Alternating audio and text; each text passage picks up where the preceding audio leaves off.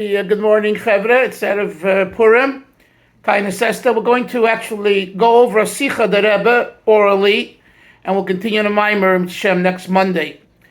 This is a most famous Sikha of the Rebbe. Yonason, I'm sure, is aware of it. Avram, you'll become aware of it, or if you haven't yet. It's the Sikha that the Rebbe said, I believe in the 1980s. I think I was at the Farbrengen, one Purim. It's known as Rabba Reb Zeira. It's a Gemara Megila, Daf Zayin Amud Beis 7b, and the Gemara says the following story: Rabba Reb Zeira was sitting at the Sudas Purim, the Purim meal. Rabba invited his student Reb Zeira, and Rabba gave Reb Zeira lots of alcohol to drink, lots of wine. So much so that he gave him so much, and he himself consumed so much alcohol, so much l'chaim, that he got up and he slaughtered v'shachat es Reb Zeira. He slaughtered Reb Zeira. The next day he performed a miracle and he resurrected Reb Zeira from death to life. The Gemara says, L'shana haba, the next Yippurim, Rabbi invited Reb Zeira again to come to his meal. And this time, Reb Zeira, who wanted to come, nevertheless said, I can't come because not every time does a miracle happen that you could succeed in resurrecting me. That's the Gemara. This Gemara is discussed by the Marsha, by the Chassam Sofer, and by many commentaries, because it's not just another story of the Gemara. First of all, the Torah way of looking at a story in the Gemara is not that it's just stories. It's real and it has a message. And there's something called Chidushay Agodes Maharsha. The commentator Maharsha that's in the back of every Gemara, right? He explains the deeper secret meaning of many of the stories of the Gemara. I'm not going to go into every aspect of the Sikha where the Rebbe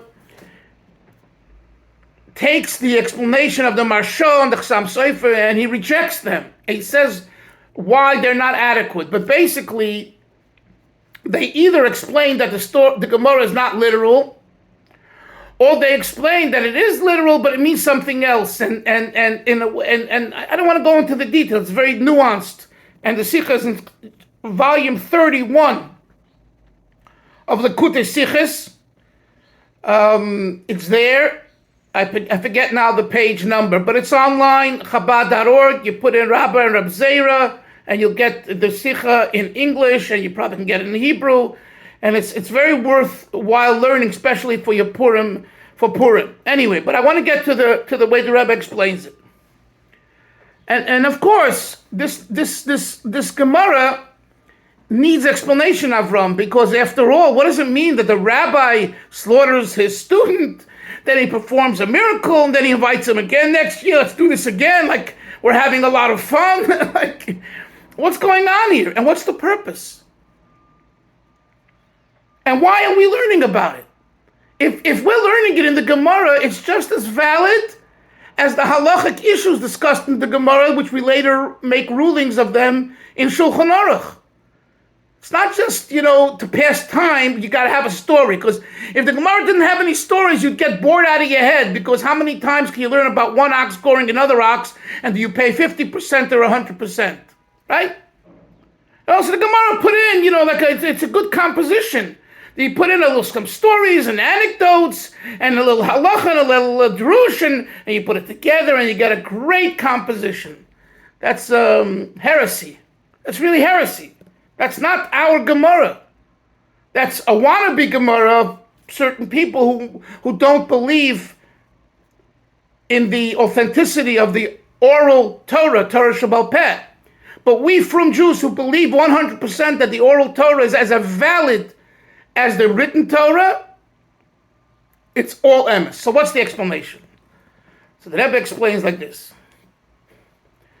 The Rebbe explains based on a pasuk in the Torah in Pasha Shmini, And this is regarding the children of Aaron, Nadav and Avihu. And it says, Nadav and Avihu, they intoxicated themselves. They went into the Mishkan, the sanctuary, the Holy of Holies, and which was forbidden, and they died. This is literal Torah Shebeksav, written Torah. Parsha Shmini. Comes along the Orach Chaim HaKadosh, the Holy Orach Chaim, who lived 500 plus years ago. Rabbi Chaim ben Attar, a Sephardic Torah scholar who's been accepted by everyone. And just to let you know that there are Hasidim, not Chabad, but other Hasidim that consider Orach Chaim Hasidus. I've asked certain Hasidim, do you learn Chassidus? And their answer to me is, we learn Chassidus, Orach Chaim HaKadosh. I wasn't going to argue with them. If they consider that Chassidus, so be it for them. But in Chabad, it's not Chassidus. It's unbelievable Torah, and it's holy, and it's important to learn, but it's not Chassidus. But anyway, the Orach Chaim, for example, the following interpretation has the flavor of Chassidus. And the question is, Moshe, what did Nadav and Avihu think that they would intoxicate themselves and go into the Holy of Holies, which they know is forbidden? What was going on here? And the Orach Chaim says that that their intent was to get closer to Hashem, because the intoxication purpose was a spiritual trip.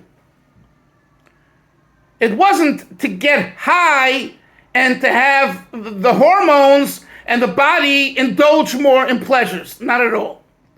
It was to spiritually experience an ecstasy that they couldn't experience while they were conscious, alive, normal, not intoxicated.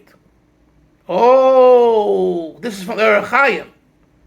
And the Rebbe says that the language in the Torah is bikrovai,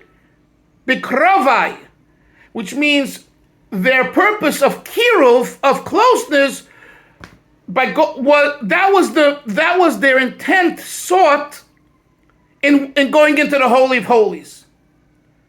They wanted to experience God in the most pure, authentic state of mystical, divine experience.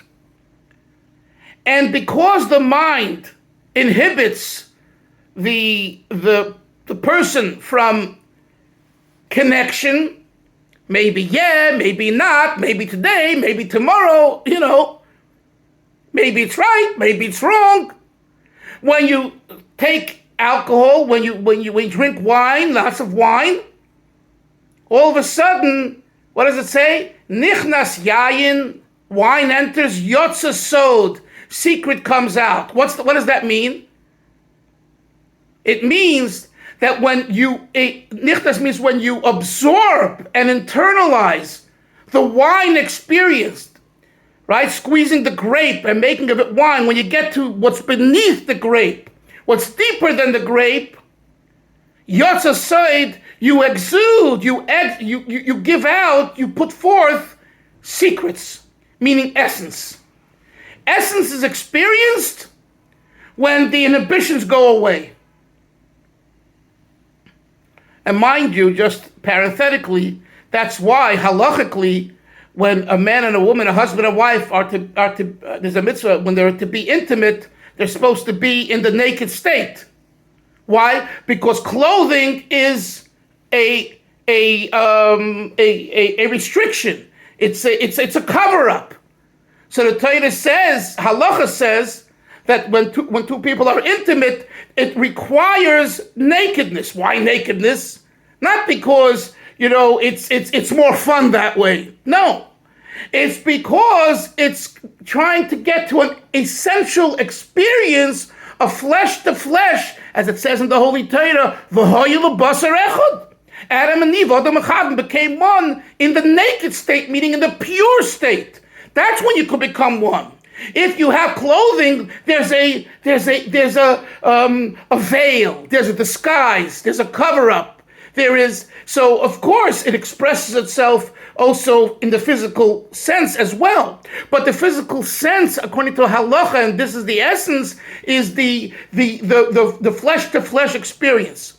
So too, Nadav and Avihu sought a flesh-to-flesh experience with God. They wanted to be intimate with God. How do you get intimate with God? It's crazy, right? Not by being vulgar and disgusting and crazy. You get intimate with God by learning and drinking and becoming one with the secrets of God. How do you get to the secrets? I have to remove those inhibitions. Wine has the DNA of removing the inhibitions. So they drank lots of wine. Physically, they became intoxicated. But they then became one with God. Where do you find God? In the Holy of Holies. They went into the Holy of Holies. So the question is, says the Orach Chaim, if that's the case, why were they punished? They died. Says the Orach Chaim HaKadosh, because the purpose is to be on earth. As holy as having the ecstasy experience in the Holy of Holies, it doesn't compare to one more day of putting on tefillin. Of visiting someone in a nursing home. Of making a phone call tomorrow to someone on your block who might be themselves and bring them joy. Go over to them, dance with them, sing with them, bring them shalach manos, speak to them. Right? That's holier. That's more a mystical experience than the LSD, the holy LSD. I'm not talking about the physical LSD of taking, drugs, but even the holy spiritual LSD experience of wanting to be with God and forgetting about everything else. No. And that's why they were punished. That's why they died. This is the Orach Chaim's explanation. Comes the Rebbe, and the Rebbe says, this is what happened over here with Rabba, the teacher, and Reb Zeira, the student. I want you to realize this. What does the word Rabba mean? Large, great, humongous. What does the word Zeira mean? Small, Zair, tiny. The rabbi, the teacher, is called Rabba. Not only because he's the teacher, but he's a great master. The student happens to be, his name was Reb Zeira. He's smaller compared to the knowledge of his teacher. He's very small. He doesn't have such an amount of knowledge. Rabba says to Reb Zeira, it's Purim. I want you to come to my Suda. Please come to my meal. He says, Rabbi, you're offering me and inviting me to your Suda? Of course I want to come to my rabbi's Suda, my teacher's Suda. It's the greatest honor for me. He says, come, good. Reb Zeira is sitting there, and he sees that his Rebbe, his teacher, isn't just someone who has lots of knowledge. He's really plugged in. He's really connected on a mystical, spiritual level. And Rabba says, Reb Zeira, I'm paraphrasing. He says, Reb Zeira, I'm going to give you something that I haven't given you the entire year because it wasn't the right time. But today, Purim, because it's 24/1, not 24/7. It's 24 hours, and it's this holy, right? Yom Kippurim. Yom Kippur is like Purim. Means Purim has one up on Yom Kippur if we say Yom Kippur is like Purim. So he says, because it's Purim today, I'm going to give you a gift, a real gift, not just Mishleach Manos, etc., which, by the way, I thank you all for the Mishleach Manos, and on behalf of Shmuel, and really, really appreciate your kindness. So, but he says, I want to give you something special. So he says, Rabbi, what do you want to give me? I want to take you. I want to take you with me to God. I want to take you to God. I want you to feel what I feel on Purim. He says, Rabbi, what do you feel? He says, I can't explain it to you. You have to be in the moment. Okay, I'm ready, Rabbi. He fills him up a cup. He fills him up a second cup. He fills him up a third cup. And he says, are you ready now? And by the third cup, he says, yeah, I'm ready. Yeah, I'm ready. And he gravitates spiritually into a world of Rabba, of greatness. Zeira, the small one, all of a sudden enters the domain of Rabba, greatness, of ecstasy in God. And they're experiencing this together. What happened? Rabba comes out of the experience, back down, after the hangover, and he's back to business. Reb Zeira dies. Reb Zeira is overwhelmed. He can't handle it. He thought he could, and he wants the experience, but it's just too powerful for him. Rabba realizes that Reb Zeira can't handle it, and he died. So immediately he performs a miracle, and he resurrects his student, and he brings him back to life. Comes along the next year, the Gemara says, and Rabba again invites his student. So the question is that the Rebbe asks, Yonason, if the experience of the previous year was too heavy, why does he invite him again? And you know what the answer is? Because at the moment that Reb Zeira was in the ecstasy experience with Rabba, he liked it and he wanted it, and it was worthwhile. And he was hoping that when a year later, Reb Zeira would have elevated himself to the status of Rabba, to the status of his teacher, so that this time he would have the ecstasy experience and he wouldn't die. And Reb Zeira says to his teacher, this year I can't join you for the Suda. You know why? I'm not there yet, Rabbi. I'm still Zeira. You're Rabba, but I'm Zeira. But the Rebbe has a very deep twist on this too. It's not that Reb Zeira didn't appreciate and understand the importance of ecstasy. He said to his teacher, teacher, it's more important to be alive than to be dead. So all the ecstasy experience, if it leads to death, if it leads to flipping out, if it leads to being not normal, it's not worth an iota. That's what I came to realize, says Reb Zeira to Rabba. You, Rabba, who are on a holier level, you take the ecstasy experience in the right way. So you drink lots of wine and nothing, you don't die. Right? But I, who am not on that level, and yet I want to be on that level, but I'm not there, for me, he says, being on earth and doing a mitzvah the next morning, being alive, just like the sons of Nadav and Aaron, Nadav and Avihu, which they didn't do, and which we learn from them, is that that's more worthwhile. Comes along the Rebbe Yonis and asks one last question that's powerful. But halacha says, everyone has an obligation. This is Jewish law 101. Okay? Cut it any way you want. Everyone has an obligation to intoxicate themselves on Purim to the point it doesn't know the difference between Haman and Mordechai.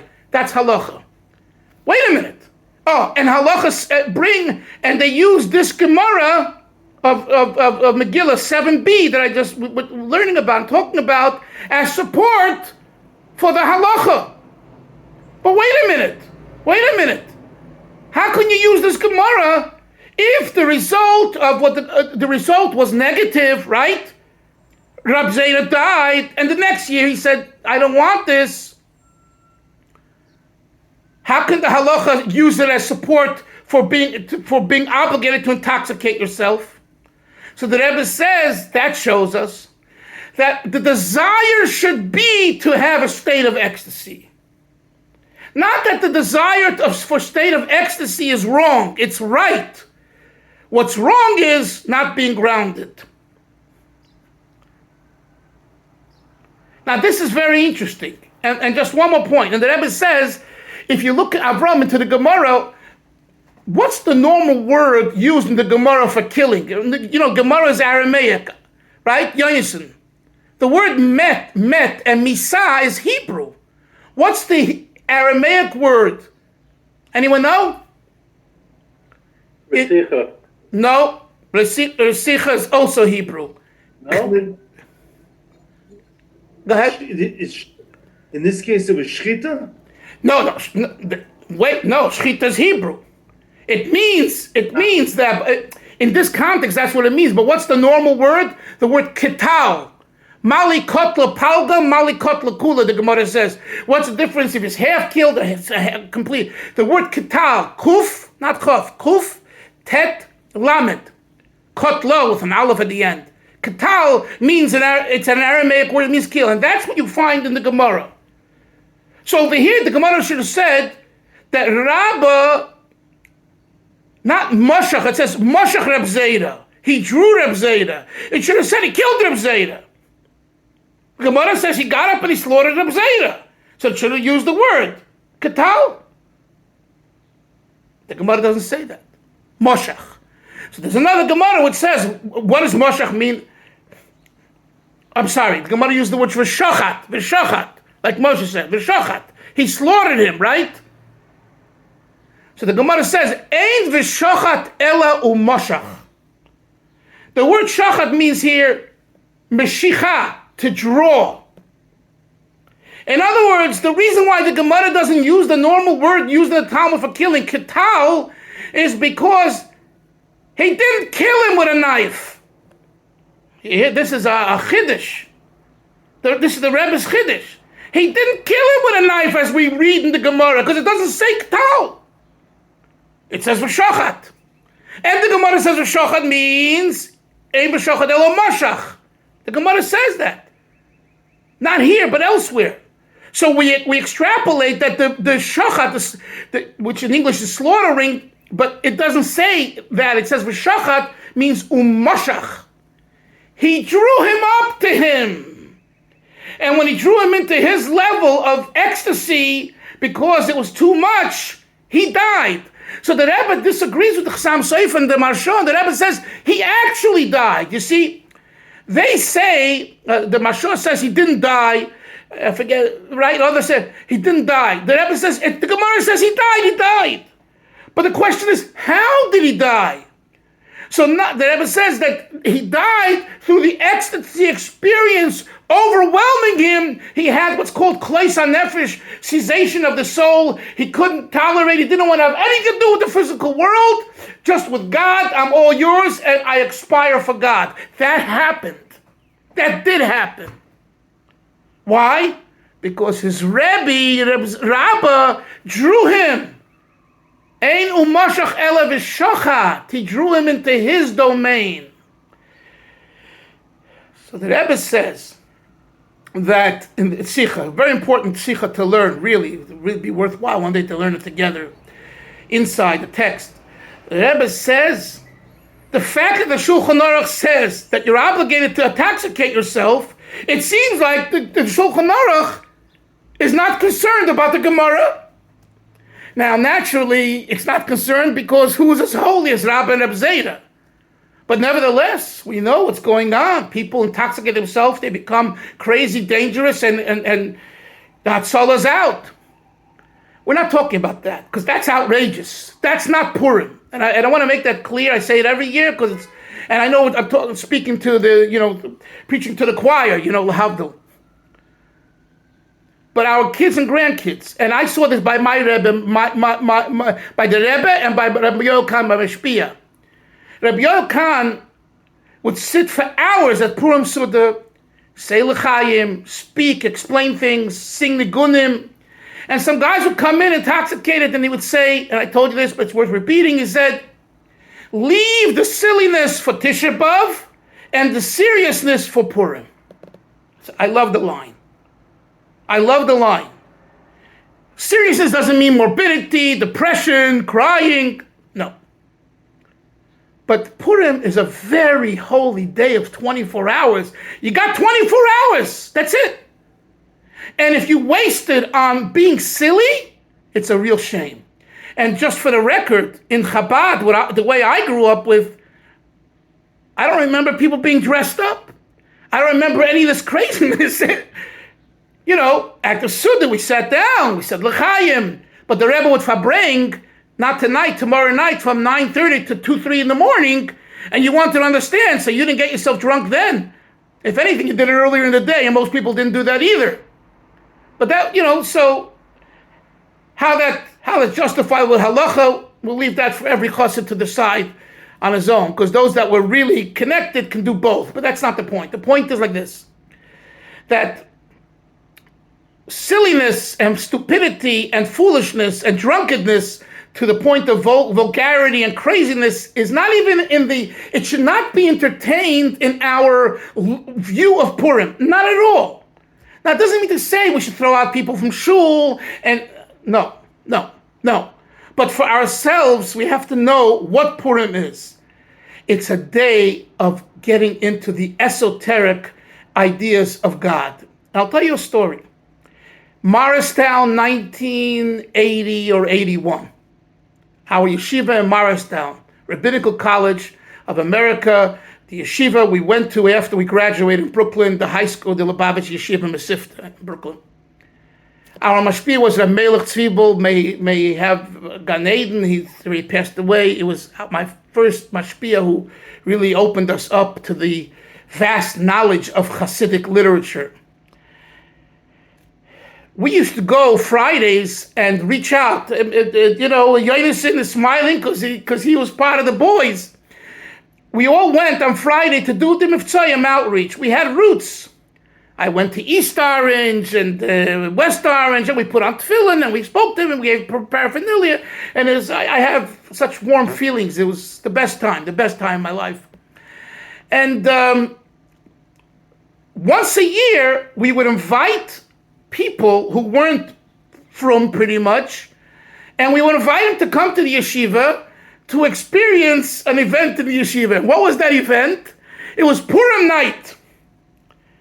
Now you understand, 200-300 bacharim, teferes, tamchei tmimim, all of us together with balabatim, and it was unbelievable. The simcha was unbelievable. People were carrying people on the shoulders, and it was dancing. It was l'chaim. It was beautiful. And balabatim, who got to see, this liveliness, and it was great.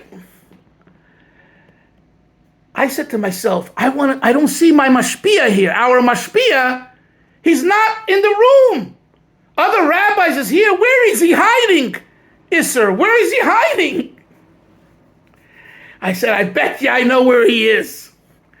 Moshe, where do you think he was? He was in the base medrash. I went up to the base medrash. Yonason knows exactly where. I come in, the lights are on, the entire base medrash is empty. And there's one person sitting at his normal desk learning Hasidus. It was a Melech Tzibel. And this was a scene to be seen. I went over to him. Maybe I had a few l'chaims already. I said to him, Melech, I said, support him. And he looked up at me with all seriousness. He says, "Was is Purim? What's Purim? Adlayada. What's Adlayada? Chassidus." Now, it's not that he didn't come into the dining hall where we were dancing and singing before. He came in for a few minutes. He probably did a few dances. He took a l'chaim. He looked around, and he went back to the base medrash to learn chassidus. Yonason, you could see it. You could picture it, right? You know Melech, right?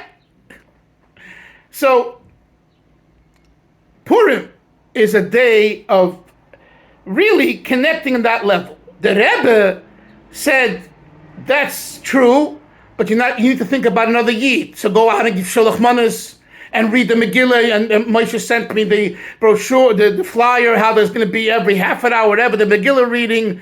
Absolutely. But we shouldn't lose sight of what the goal is. And this is what happens today. In many places, in all communities, it's like we have a good product. We have the emes. But somehow we squander it into stupidity. It's like wasted. In other words, yes, you have to reach out. And yes, you have to read the Megillah. And yes, you have to dance. But it has to come from the central theme that it's Ad L'Yada, connecting to the ecstasy of the day, which is the higher realm of Torah, Chassidus, Kabbalah, etc., and Avas Yisrael. And if you you go off track, even in the minutest way, it's like Reb Zeira drinking and not being able to handle it, and it's a waste of an experience. And then he says, I can't do it next year. I see I'm not there yet. So if you want to be there, Shulchan Aruch says, what does Shulchan Aruch say? You have to reach a point of Ad L'Yada, but here on earth, not in heaven. If you reach Ad L'Yada and you're in heaven, you haven't done what it says, Avram, in the Code of Jewish Law. You're not following halacha. You're following your instincts and feelings of wanting to be high spiritually. And this is what Chassidus teaches. This is what the Baal Shem Tov HaKadosh teaches. And all Chassidus, it's a commonality for all Chassidic teachings is be grounded, your feet on earth, and your head in heaven. But you have to have your feet on earth. If your feet are not on earth, your heavenly experience is a waste of time. And, as we see from this Gemara in Megila, very damaging. Very damaging. Because literally here, he expired. But even not that level of result. Imagine, just for a second, imagine investing time in a study, in a program, working so hard, and at the end, what happens? You realize it's a waste of time. The feeling of loss is great. I could have spent all that valuable time elsewhere with something else and someone else that would have been more productive. I don't know, but Mishlei Shlomo HaMelech says it, you can't recoup the loss of time. Right? So it's important to be focused, really, before you go into the experience, to know the goal. And never lose sight of the goal.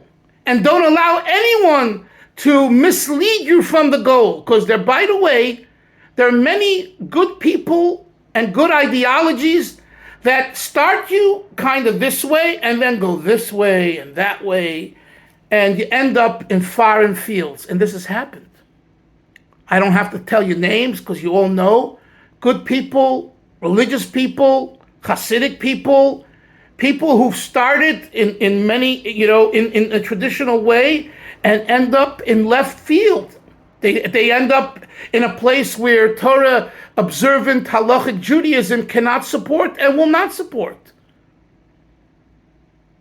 The Rebbe said this when he was confronted by others, why he distanced several of his people, old Hasidim, why they felt he's being cold to them, and the Rebbe looked up. I heard this from Rabbi J.J. Hecht's brother, Rabbi Sholem Hecht, Olav Sholem, passed away a year ago or so. He told me this twice, 2 different times, with the exact wording, so it's true. And he said, the Rebbe looked up and he said, Koyel Isha, one word, Koyel Isha. He's a great guy, he does great things, but if Koyel Isha is a violation of halacha, it's not up to the Lubavitcher Rebbe to say it's okay. I'm sorry. My hands are tied. Koyel Isha. Now you want to argue, is it Koyel Isha, not Koyel Isha? You argue, but simply speaking on the outside, it's Koyel Isha. So the Rebbe was a person who was so frum, at the same time that he was so kind of open-minded and outreach, he never lost sight of the goal. And if the goal was going to be threatened and abused and destroyed, he said, sorry, the goal is Torah mitzvahs halacha. And it went even furthermore. I'll give you another example, which probably will shock you. You know, every year in Manhattan, they have the Great Israeli Day Parade. I think it comes out at the Yom Ha'atzmaut time, during that time. In Manhattan, they close the streets, you know, and it's a big deal. I don't know if you've been there, but I'm sure you've heard of it. So when the Rebbe in the 70s came out with the mitzvah tanks and the whole idea of tanks against assimilation and reaching out, so we went out on the tanks to Manhattan with and it was great. And you had thousands of Jews in the street. Most of them didn't put on tefillin. You have your work right in front of you, and it was. So the Rebbe wrote to Reb David Raskin, who was in charge of the whole program, sending out the tanks, and he said they shouldn't park near the parade. They should park blocks away. The tank, the train, the tank, we call it a tank, the mitzvah mobile, the mobile homes, or the Hertz truck rentals, and the yellow trucks at that time we had. They shouldn't park right around the corner from the parade. They should park blocks away. Why? You ready? The Rebbe said so that it shouldn't be perceived that Chabad supports the Israeli Day Parade. Because the Israeli Day Parade was Zionistic in nature, and we are not Zionists. We're not like the Satmar, who, they're anti-Zionists with openly and in their way. No, we're not that either. But we're not Zionists, and that's not our shita. If the tank will be closer to the parade, it'll be looked at as though you're not here to do outreach, you're here to march in the parade. And you brought your nice camper here to kind of go along with the parade. And that's not what we're about. We came here to drop off the guys and to get out into the street and put film on. That, yes. Now, this is not halachic. This is not halacha. But I'm just showing you how the Rebbe had a goal in mind. One can disagree, but if you agree with his goal, he was so careful to watch, to keep the goal. Give you another example if you have another few minutes. My interview, which I did yesterday, and I hope you saw it. If not, do watch it, because these interviews, because I'm not doing most of the speaking, it's the person I'm interviewing, so they're so far been gold. I mean, every one of them. And I just made one last night at 1 a.m. with Rabba Reb Zeira for next week. Get ready for that one. So, Baruch Hashem, we're getting some quality interviews. So, I interviewed Rabbi Label Wolf of Melbourne, who's been teaching for 40 years. And I know him personally, a very fine person, and tremendous. He's been doing tremendous work. Anyway, the Rebbe told him in 1969 or 70 to do work with college students. So he was one of the first. He contacted Hillel. In Australia, they didn't have a Hillel, and they gave him a position as an assistant rabbi teacher in Madison, Wisconsin. Madison, Wisconsin has a university. Most of them were New Yorkers, and it was a radical school. This was radical, counterculture time. And Label, he still is this way today, but much more then, he loved it. This was exactly what he wanted, to dialogue with the students, and there's God, the Torah, drugs, no drugs. I mean, this is like, So, but he's a Lubavitcher. Look at his beard. Full beard, Lubavitcher. He comes there's a Hillel minyan. No mechitza, men and women together. What does he do? And he's the assistant to a rabbi who was a conservative rabbi. So he asks the Rebbe. This is on the interview. You'll hear it yourself. I maybe shouldn't tell you this way. You'll get it from him directly. But basically, the Rebbe tells him this, and Label says, what the Rebbe told me doesn't mean it's for anyone else. It was to me at a specific time in a specific position. So no one should walk away with the following advice that the Rebbe gave him. I could do the same thing. The Rebbe told him, you should go to the minyan, not daven with the minyan, and say a Dvar Torah at the minyan. Don't daven at the minyan because it's a minyan that's mixed of men and women. There's no mechitza. But go to the minyan because you're the assistant Hillel director and you need to be with the people. Go to the minyan and teach Torah every time you're at the minyan so you'll bring some Torah to them. This to me was a first. I never heard of such an answer because, hey, no mechitza. Rabbi Dolphin. Yes. I know, I personally know of Rav, the Tzaddik Livracha, who, I consider him like a real Lamdav Tzaddik. And I don't know that he got a tshuva from anybody, but he had smicha from Ner Yisrael. Moshe Feinstein was his Mesader Kedushin. The Vosner Rebbe walked him down the aisle at his chuppah, and he was the Rav of a conservative shul for 40, 50 years. Wow. And he did not daven with the minyan. He sat up on the bima, and he said Tehillim, but he davened the Yechidus in his office. Very interesting.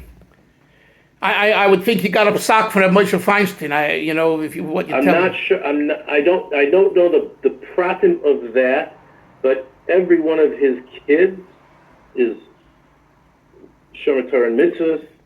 He would tell his mispalim not to send their children to the after public school. He said send them to day school. His Rebbetzin would take collars to mikveh before the chuppah.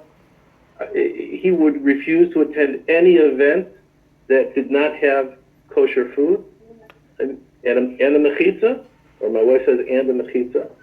Wow. So he was such a person. Right. Yeah. Okay, but that's an exception to a rule. You understand? And the Rebbe story with a definite exception. And the Rebbe story with Rebbe Wolf is an exception to a rule. But what's my point? Why am I saying this? What I'm saying is that only a Moshe Feinstein, a Lubavitcher Rebbe, are the type of people who can tell someone, for you, this is what you need to do. Because your mission, this is your mission. So this is something that we have to always hold in mind. And I conclude that this talk that I shared with you of the Rebbe is a very important one. And I really hope you'll have time to read it on Chabad.org or elsewhere or in the Likutei Sichos. And tomorrow at Yesudis, share it in the Kudah because it can really open up discussion for people, especially. This is something that I began talking to Label and I really want to talk to others about. These interviewees, the ones that I've had so far, and probably many more, are more on the older side, our age and older. We have a whole new young generation. We have a new young generation. That's the way it needs to be. So we have to look at, are we getting the message across to the youth? And if we're not, we have to really find ways of sharing old Torah, true values and teachings to the young people, the entrepreneurs, the chayalim. All these young people, our kids and our grandkids, we have to make sure that they understand that the values that our ancestors gave to us and that we so much appreciate and live with is for them too, with their progressive, innovative young mind. And this is a difficult shlichus, a very difficult mission. But I could say, from my son and I see in his community, young people, I'm not going to say that they learned as much as their rabbi was a friend of mine and myself and others, not yet.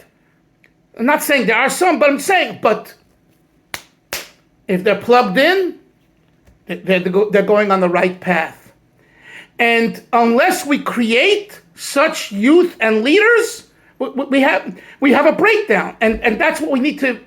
So, and it's a balance. How do you communicate the genuine Torah and halacha, let's say Purim. I struggle with this every year. How do I communicate what you and I are learning about in this shiur to what's going on outside?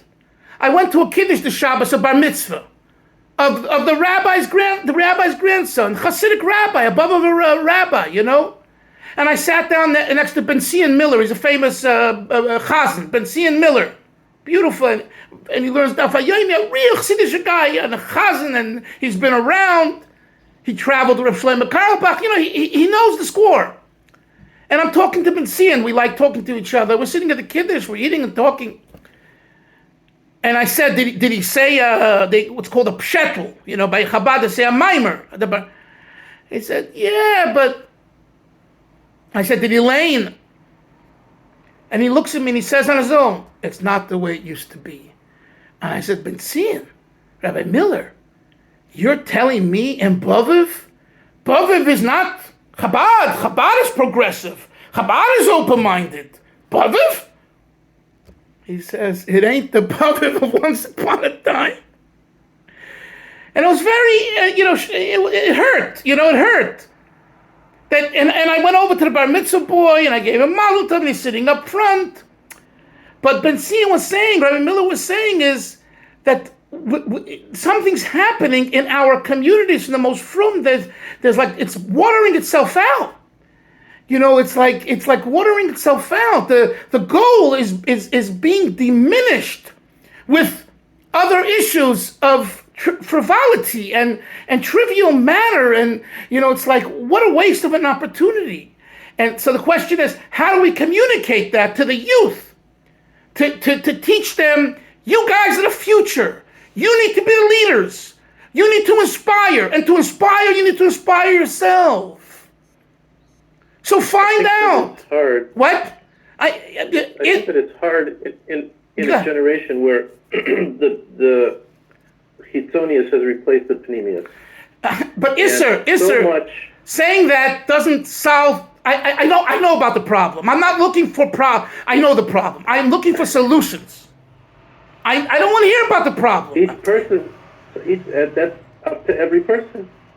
Every person has to fight that battle. It's not enough every person, because you need to create a movement.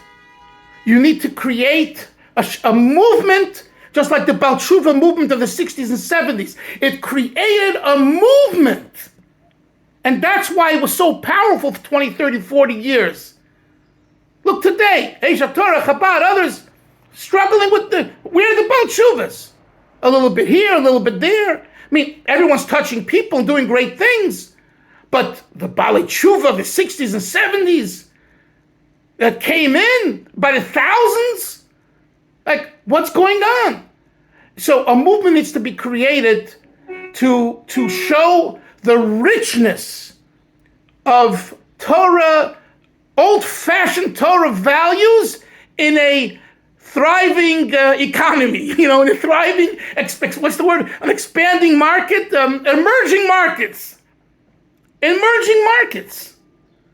It's cool to be a Torah scholar. It's cool to daven for hours. It's cool to give tzedakah heavily. So they say, well, to give tzedakah heavily, I got to just make a lot of money. Yeah. But not by not davening with a minyan and not having a shiur. You know what I'm saying?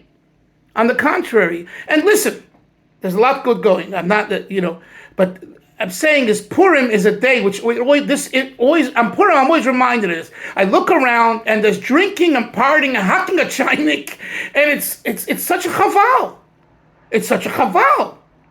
Like, I'm not saying you shouldn't dress up, and I'm not saying you shouldn't say l'chaim, but make of it a spiritual experience. When you go into a house and you're dancing, say something gewaldic to uplift people, to get people to sing together, to get people to give tzedakah together, to get people to feel together.